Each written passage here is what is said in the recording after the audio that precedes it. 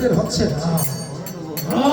কি যাও আগের চোখে না দৃশ্যের দিকে আড়ে আড়ে তাকাচ্ছে, দাঁতের উপর দাঁত দিয়ে মুখ করছে, আর পায়ের বৃদ্ধাঙ্গুলি দিয়ে মৃত্তিকা খনন করছে। কৃষ্ণ গোপীদের এই অবস্থা যায় গভীরা।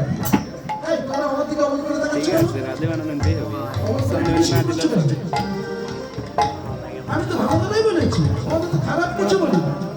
তোমরা আপনার ঘরে ফিরে যাও, আমি পর পুরুষ, তোমরা পরের স্ত্রী, তোমাদের চার তুলমান সব যাবে। কেউ যদি জানতে পারে চোখের বাড়ি যাও।